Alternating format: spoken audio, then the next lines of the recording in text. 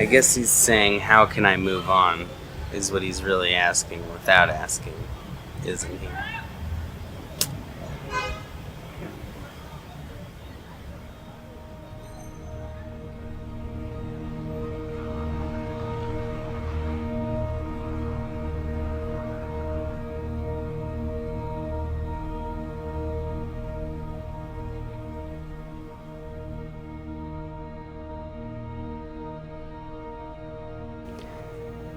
Nobody is guaranteed another day. Death isn't really death. It is rebirth. We all have a time to go, and I don't believe we can really change that. That if someone takes medicine and gets better, that was meant to be. And if someone doesn't want to go on a certain treatment, they might live, they might not. And that is just the plan of the universe. We each have a time, and we are not so omniscient or powerful to change that. It's really that expectation that causes the suffering. You know, the sooner we can love our suffering, the sooner it stops. The sooner we can stop seeking meaning and love our meaninglessness, the sooner it stops. With modern medicine and modern societies and our relative safety that the world has never seen before, this is one of the reasons we have so much suffering, because we now expect no suffering. But that is just a part of life. There is no thing to learn, anything to figure out, anything to acquire, or product, or anything to end that suffering. The key is to actually let go of that grasping for understanding. And what we will find is peace.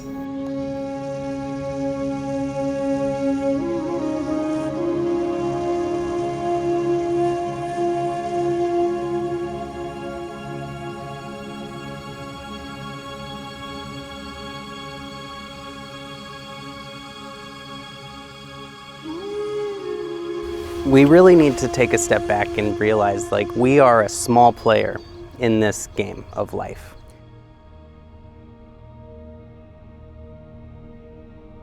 Just as we are so fortunate to be born into this world with a beautiful blue sky and this beautiful green nature around us that is so much bigger than us, is a blessing. And we are fortunate to even die, because that means we had life.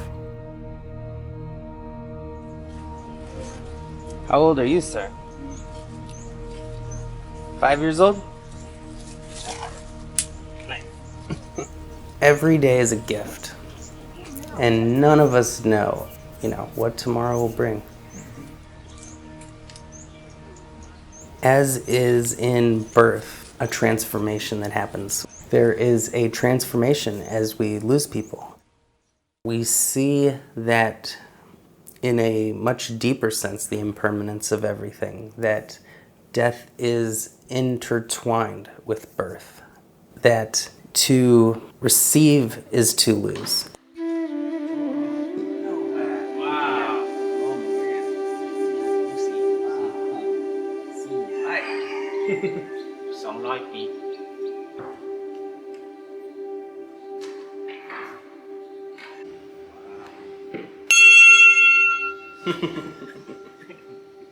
As the Buddha said, die before we die, which is to simply meditate on the fact that everything is impermanent, that every single thing we know and love in the universe will one day disappear.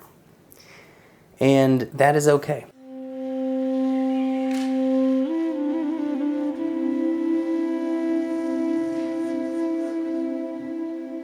We're the universe here to experience itself. If you believe that we're all one, then we've all been everybody, and we'll all be everybody.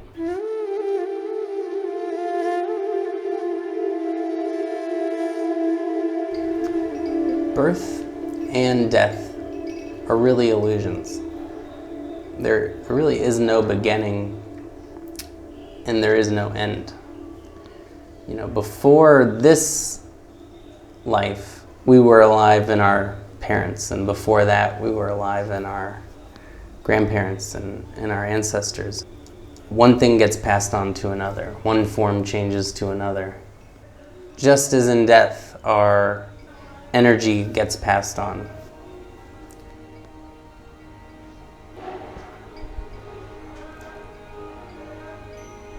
We always see movies and they have this beginning and end. But any movie you see, something happened before it started. We just don't see it. So we fall for this illusion that things have this beginning and end. For a long time, physics believed that there was a beginning to the universe, and only now they're beginning to say there might have been something before that. And of course there was. Time did not get born. Time will never die. Things will only change forms.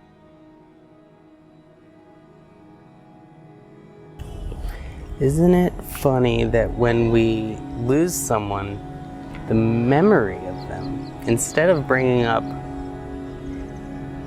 love and cherished memories, it reminds us of loss. So it's not really the person we remember, it's the loss. And sometimes that loss can overshadow that good time that we had.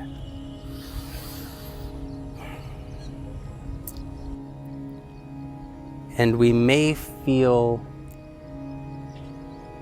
that we will truly lose them when we give up our grief.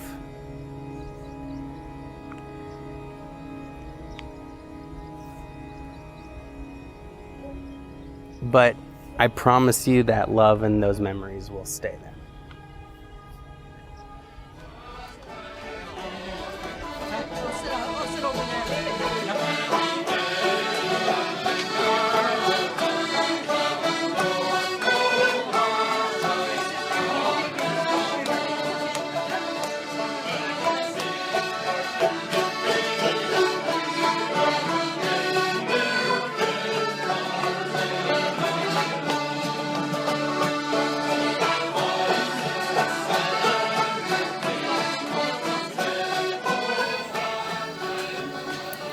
Like any journey, go exploring with curiosity.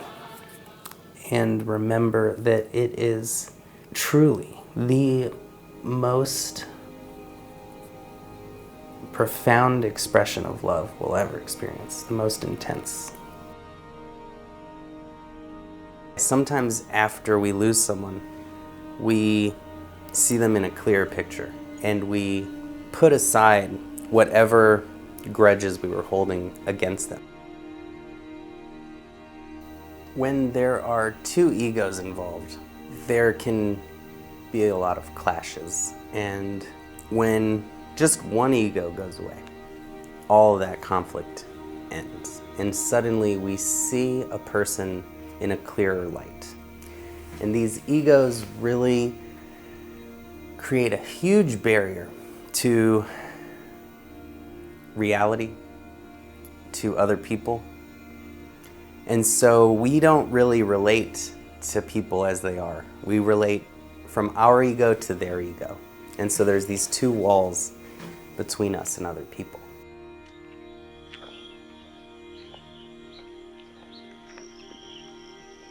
Oftentimes, people at their death have no ego. It humbles all of us. We resist it for as long as we can, but then we have to surrender and accept. And it's the ultimate letting go. And there's a spiritual lesson in there and a beauty in there. And to resist death or to cling to life is a form of insanity because it is inevitable, it is natural, And we can do our best to see the beauty in it, even while suffering, even while crying our eyes out. We can witness the miracle of death just as we witness the miracle of birth.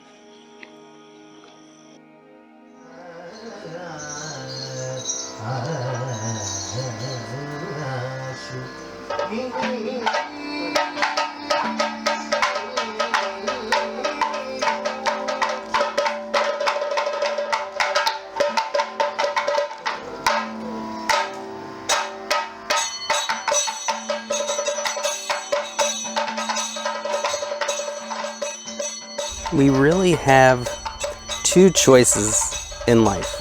One is to die young, and the other is to see everyone we know and love die.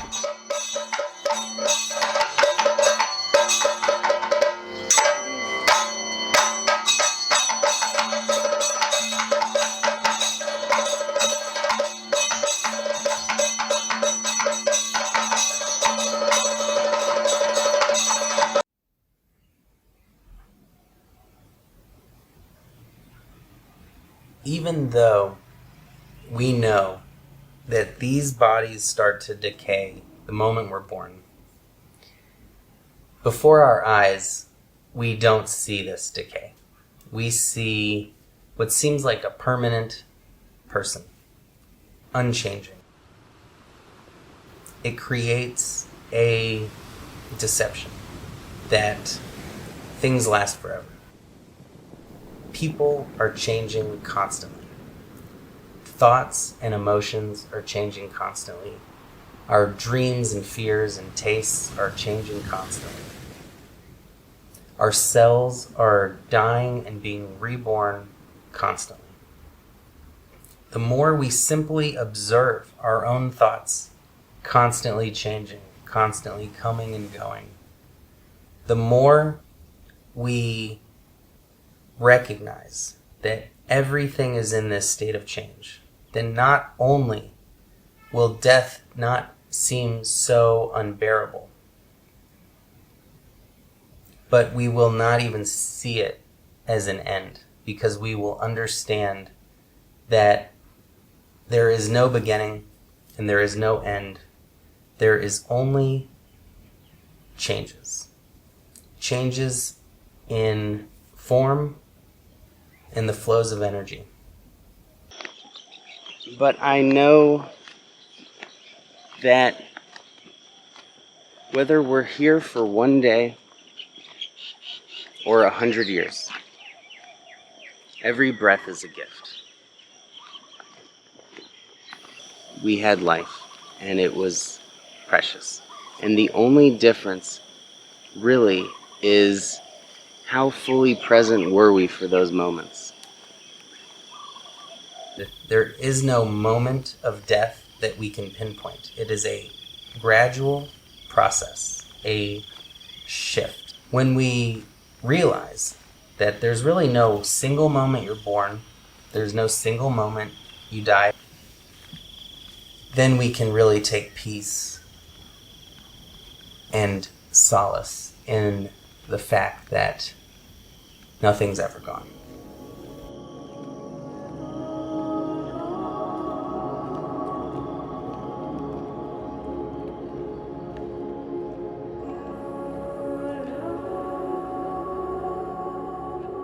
If we identify with that which changes, then we will live with a fear of change as these roles change, evolve, and adapt over time.